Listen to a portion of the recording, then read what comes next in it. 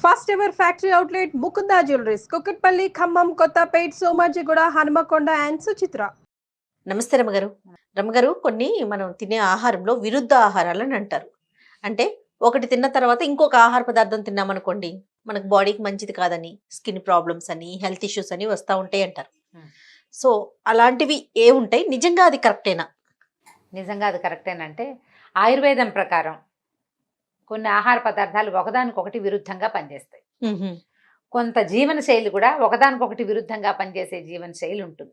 ఎలా ఇప్పుడు మనం ఆయాసంగా ఎక్కడి నుంచో బాగా పరిగెత్తుకొచ్చి హైరాణగా ఇంట్లోకి వచ్చేసాం అనుకో, పరిగెత్తుకుంటూ మంచినీళ్ళు తాగచ్చా? తాగకూడదు అంటారు. ఆయాసం తీరాక మంచినీళ్ళు తాగాలి. ఆ ఆయాసంలో మనకి నీళ్లు నీళ్లు నీళ్లు నీళ్లు అనిపిస్తుంది, కానీ తాగకూడదు.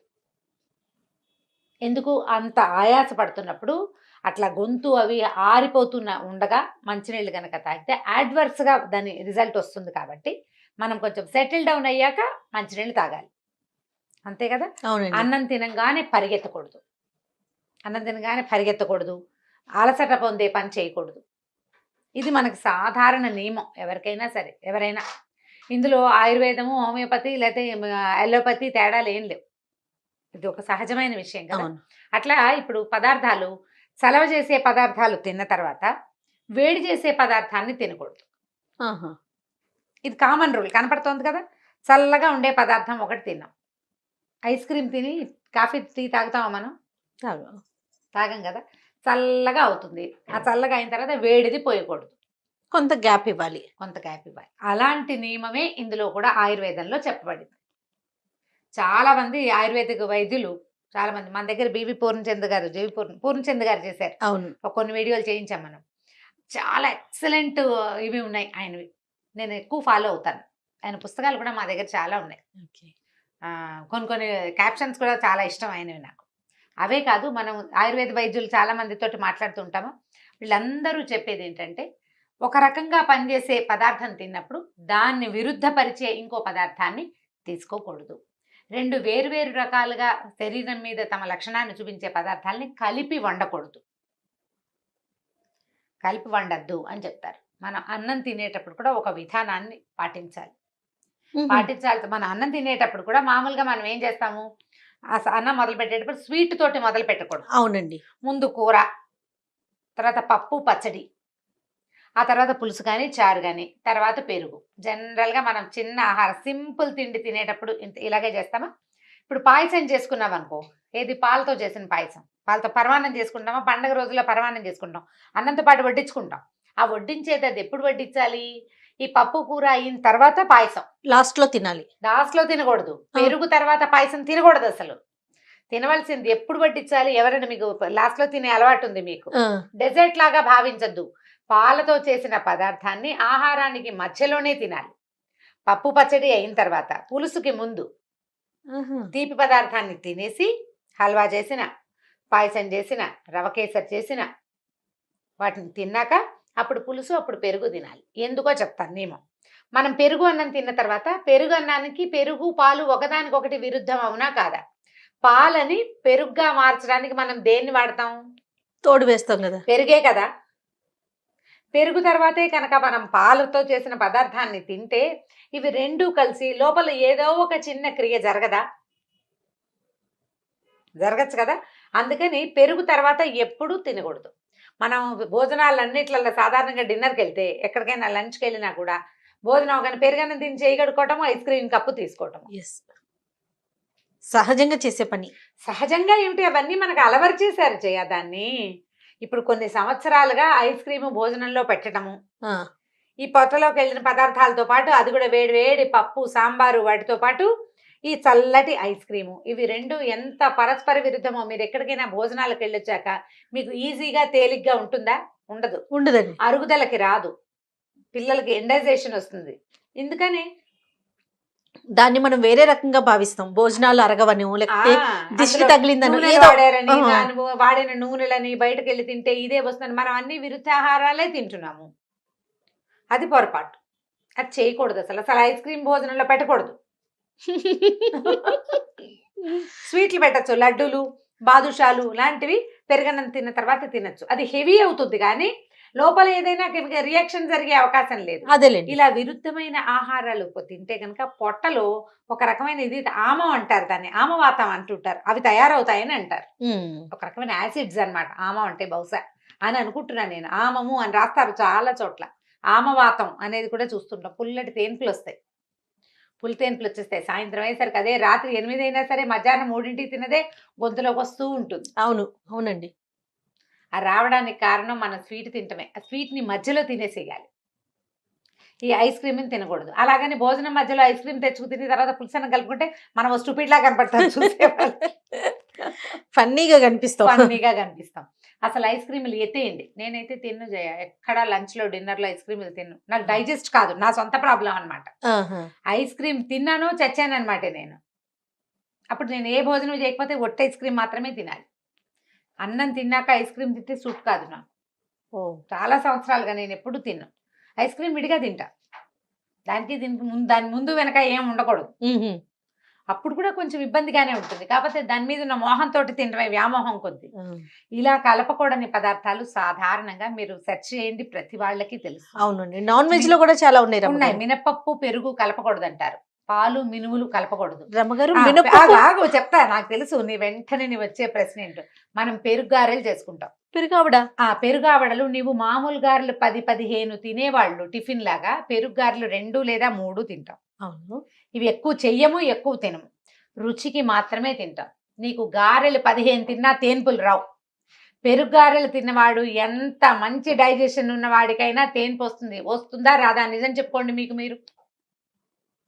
పెరుగావడ తిన్నవాడికి గొంతులోకి రాకుండా ఉండదు. మనం బఫేలకి లంచ్లు గింజలకు వెళ్తే ఒక్కటి పెడతాడు ముద్దుగా, అంతే, ఒకటే. అది డైజెస్ట్ అవ్వదు 100%. మినుము పెరుగు కలపకూడదు. అది కూడా మనం రోజు వారం చేసుకోం. అవును, వారం గారెలు చేసుకునే వాళ్ళు కూడా 6 నెలలకు ఒకసారి పెరుగు గారె చేస్తారు. తక్కువ తింటాం, తక్కువ తినాలి, అది అరగదు, పొట్లోకి వెళ్ళాక తిమితంగా ఉండదు. పాలు, పొట్లకాయ, సొరకాయ, బీరకాయ ఇవన్నీ పాలు పోసి వండుతారు.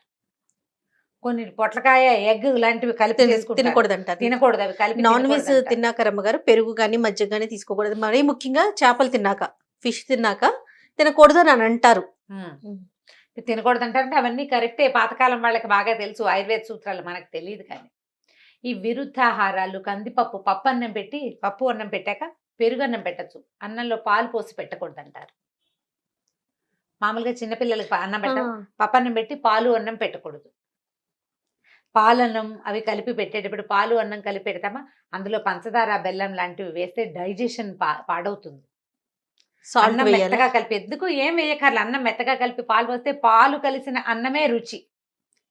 మేమైతే బెల్లం వేసుకుని తింటాం జయ. పాలన్నంలో బెల్లం వేసుకోవటం మాకు చాలా పాతలు. డెలివరీ అయ్యాక పెరుగు పోయారు కదా, మజ్జిగ పోయారు వాతం అని పాలు పోస్తారా, పాలు బెల్లం కానీ తినకూడదండి. ఇది తినకూడదు, అది డైజెషన్ అవ్వదు, డైజెస్ట్ అవ్వదంటారు.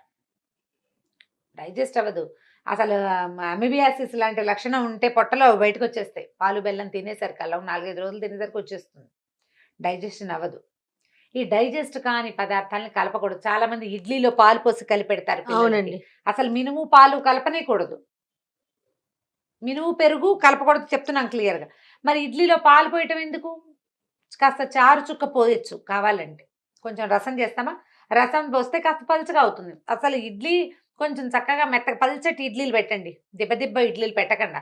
అవి వేస్తామా ప్లేట్లో, వేసేటప్పుడు ఎత్తుగా రానివద్దు, పల్చగా చేయండి. ఇడ్లీ పల్చగా వస్తుంది, మెత్తగా ఉంటుంది. కొంచెం నెయ్యి అద్ది పెట్టచ్చు. ఇడ్లీ నెయ్యి మంచి కాంబినేషన్. కానీ మనకు తెలియకుండానే చాలా తప్పులు. అంటే ఇప్పుడు మీరు అన్నట్లుగా ఇడ్లీ పాలు పెట్టేస్తూ ఉంటాం, అంతే పెట్టేస్తాం. చాలా మంది బిస్కెట్లలో పాలు పోసి కలిపేసి పెట్టేస్తారు. అవునండి, అవును. అసలు ఎందుకు? ఇంకే పదార్థం దొరకదా మనకి? అసలు బిస్కెట్లే పెట్టకూడని పదార్థం, దాంట్లో మళ్ళీ పాలు కూడా పోస్తాం. ఆలోచించి పెట్టాలి. పప్పులు పాలు కలపకూడదు. పెరుగన్నంలో అరటిపండు, మామిడి పండు మనం బాగా తింటాం జయ, మన వైపు మరీ అలవాటు. చక్కని పళ్ళు కనపడితే పెరుగన్నంలో వేసుకోవాలి. నేను మిగలబండిపోయిన అరటిపళ్ళు ఖచ్చితంగా పెరుగన్నంలో వేసుకుంటాను. నేను కూడా చాలా అలవాటు. పెరుగన్నంలో స్వీట్ నలుచుకునే వాళ్ళు కూడా ఉంటారు. అసలు పెరుగు పళ్ళు కలపకూడదు అని ఒక నియమం అట. బరువైపోతుందని, డైజెస్ట్ కాదు. ఇవేంటంటే మొదటి రోజులో విషంగా పరిణమించదు, అది లాంగ్ రన్ లో ఇబ్బందులు పెడతాయి. కొంతకాలం అయ్యాక, పెద్దవాళ్ళం అయ్యాక, ఇప్పుడు ఏంటంటే మన మెషిన్ స్పీడ్ గా పనిచేస్తున్నాను, దాని వల్లే ఇబ్బంది అని అనుకోము. తెలీదు, అసలు మనకి తెలీదు. ఇది చెయ్యకూడనివి చేయకూడదు. అన్నం తినగానే స్నానం చేయటం, అవును, రాత్రి పడుకునే ముందు స్నానం చేయటం. అసలు రాత్రిపూట స్నానమే చాలా పొరపాటు, ఆరోగ్యం కాదది, వాతం చేస్తుంది ఒంటికి. రాత్రిపూట పడుకునేటప్పుడు స్నానం చేసి పడుకుంటారు చాలా మంది. మనకి ఇదివరకు ఉండేదా జయ అట్లా? ఇదివరకు సాయంత్రం పూట చేసేవాళ్ళు, సాయంకాలాలు చేస్తారు, సాయంత్రం కాదు, రాత్రి స్నానం సంగతి చెప్తున్నాను. రాత్రి భోజనం చేసి అవును, ఒక గంట పోయాక పడుకునే ముందు ఒక చెంబు నీళ్లు పోసుకుని పడుకుంటే హాయిగా ఉంటుందని, చెమటలు పోయకుండా ఉంటాయని ఎండాకాలం చాలా మంది చేస్తూ ఉంటారు. అది చాలా తీవ్రమైన అనారోగ్యానికి దారితీస్తుంది. అది కూడా అంత మంచిది కాదు, వాతం చేస్తుంది ఒంటికి అని చెప్తారు. ఇప్పుడు ఒంటికి వాతం అవన్నీ మన నమ్మం, అవేం లేవంటాం. జలుబు మనకి తెలుసు కదా, చక్కగా తెలుసు.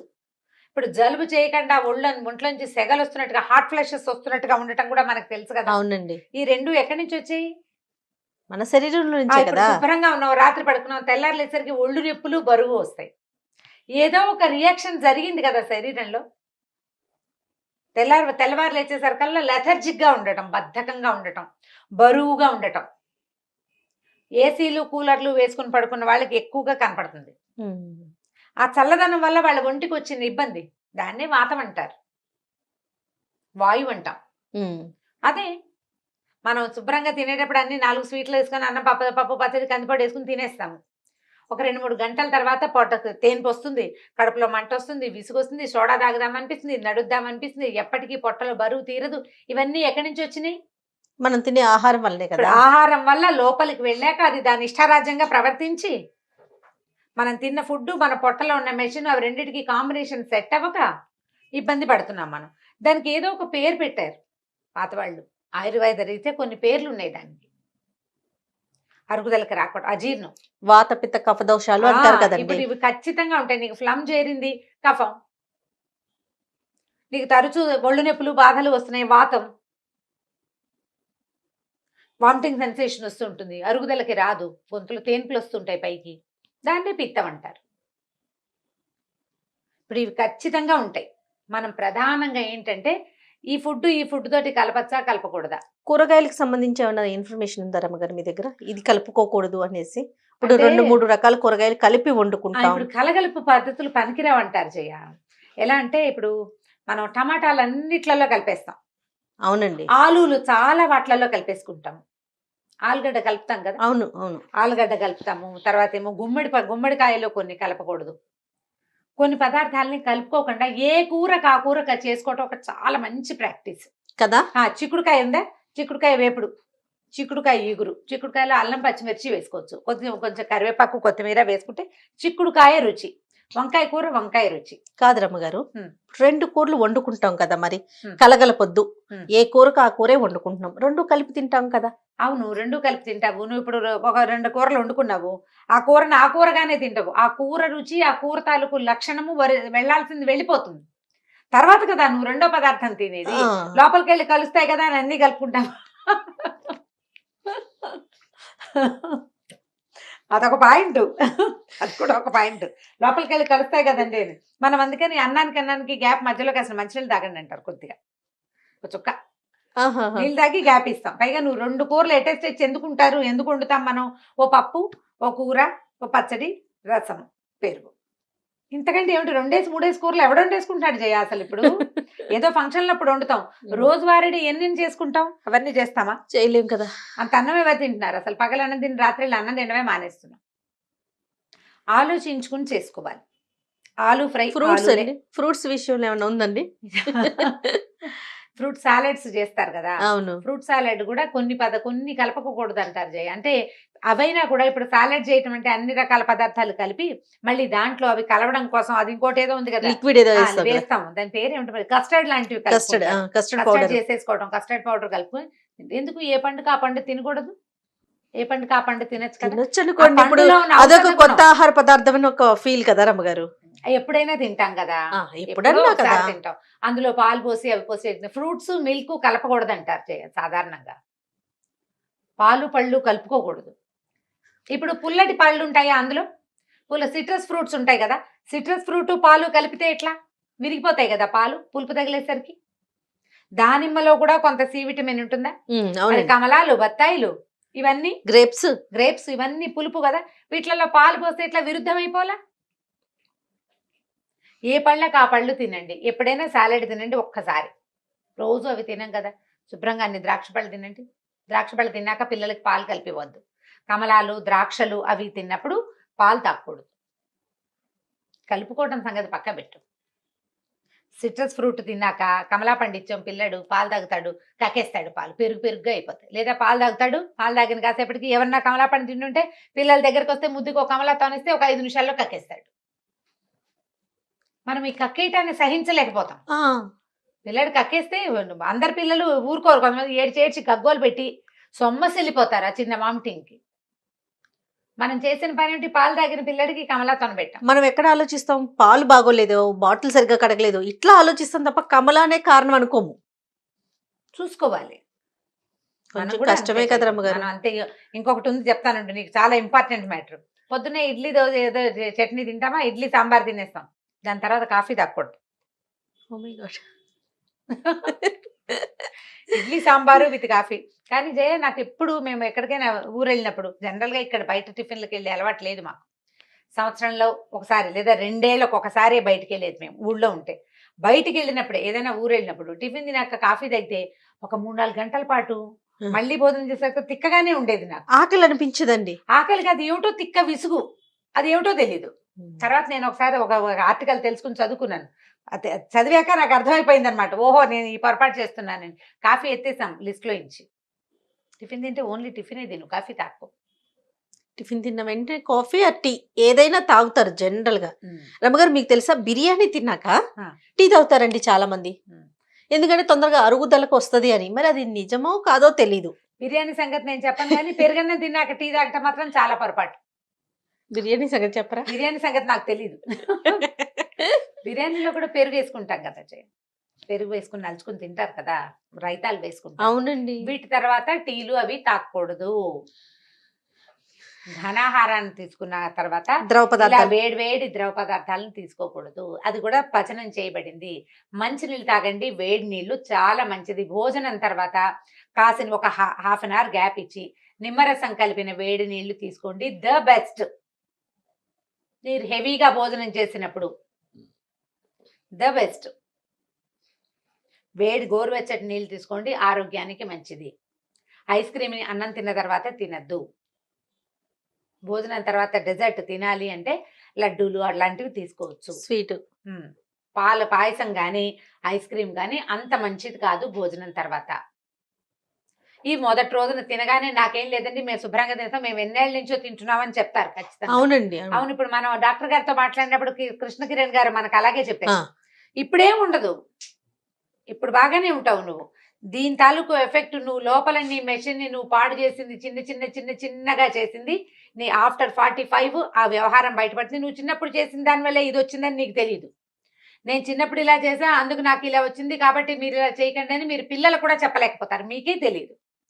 మీరు ఈ ఇది చెయ్యకూడదు అన్నప్పుడు చేయడం మానేయాలి. వాడెవడో చేశాడు వాడికి ఏం కాలేదు నాకు అవుతుందా అలాంటి ప్రశ్నలు వేయకూడదు. చేయకూడదు అంటే చేయకూడదు అంతే. ఇప్పుడు మనం ఏదో కొంచెం వేగ్గా చాలా కొన్ని విషయాలు. అవునవునండి. ముందు ప్రధానమైంది పరస్పర విరుద్ధ ఆహారాలు ఏమిటి అనేది ఆన్ యువర్ ఓన్ బ్రౌజ్ చేసి చూసుకోండి. మీ తినే ఆహార పదార్థాలు ఏవేవి విరుద్ధంగా ఉన్నాయో వేటిని మీరు కలుపుకుంటున్నారో దాని మీద శ్రద్ధ వహించండి. దానివల్ల పిల్లల ఆరోగ్యాలు బాగుంటాయి, మీ ఆరోగ్యం కూడా ఫర్దర్ గా ముందుకెళ్లే కొందికి సమస్యల పాలవ్వకుండా ఉంటారు. ఇవాళ రేపు పేరు చెప్పలేని, దేనివల్ల వచ్చిందో తెలియని, ఏ రకంగా క్యూర్ అవుతుందో అర్థం కాని ఆటో ఇమ్యూన్ డిసీజెస్ విపరీతంగా ఉన్నాయి. అవునండి. వాటికి పేరు లేవు, అన్నిటికీ ఆటో ఇమ్యూన్ అంటారు. వాటిలలో చాలా వాటికి కారణం మన తాలూకు ఈ లైఫ్ స్టైల్ ప్రాబ్లమ్సే. మన లివింగ్ లో మనం అలవర్చుకున్నవి. అందరూ పెడుతున్నారు మనము పెడతాం, అందరూ తింటున్నారు మనము తింటుంటాం. దానిని మార్చుకోండి, దానికోసం ప్రయత్నం చేయండి. కనీసం ముందు నాలెడ్జ్ పెంచుకోవాలి. రైట్ రమ్మ గారు, నమస్తే. నమస్తే జయ. ఈ వీడియో కనుక మీకు నచ్చినట్లయితే లైక్ చేయండి, షేర్ చేయండి. మరిన్ని వీడియోస్ కోసం మా ఛానల్ని సబ్స్క్రైబ్ చేసుకోండి.